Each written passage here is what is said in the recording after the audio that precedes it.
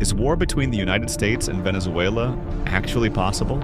Answer might shock you. Right now, in late November 2025, the situation in the Caribbean is escalating at an unprecedented pace, and we're here to break down everything you need to know.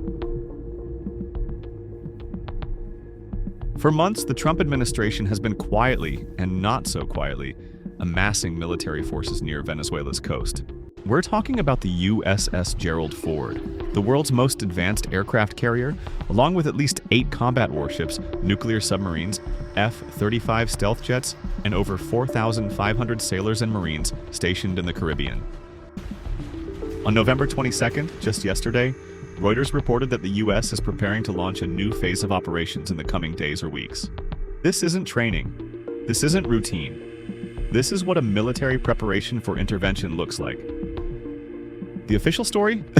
Drug trafficking. The U.S. is targeting what it calls the Cartel de los Soles, and on November 24th, just days from now, Washington will officially designate this group as a foreign terrorist organization.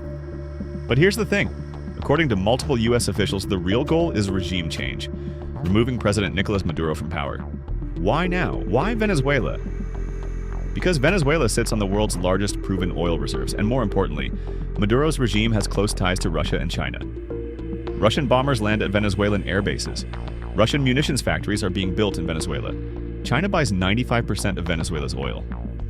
From Washington's perspective, a Russian-aligned government in America's backyard is unacceptable. The Monroe Doctrine, the idea that the Western Hemisphere is America's sphere of influence, has made a comeback under Trump. So, what about Venezuela? Can they actually fight back? The short answer, not really, militarily.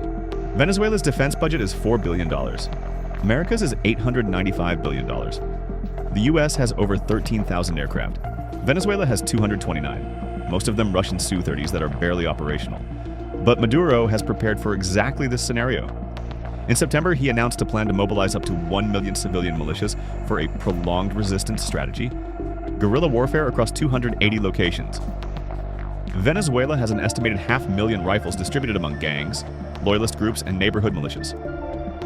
Maduro isn't standing idle. He's reaching out to Moscow, Beijing, and Tehran for military assistance. In letters obtained by the press, Maduro asked Putin for help repairing Russian fighter jets, obtaining missiles, and strengthening air defenses.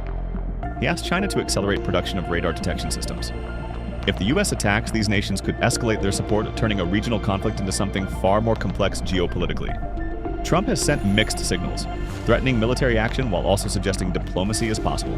So is war actually coming? Probably not a conventional war. More likely scenarios include covert CIA operations, escalated military strikes, attempts to topple Maduro through internal pressure, or a prolonged proxy conflict with Russia and China. Trump's administration seems to be testing exactly how far they can push before crossing that line. And as of late November 2025, nobody knows where that line actually is. Thanks for watching. Don't forget to subscribe for more geopolitical breakdowns.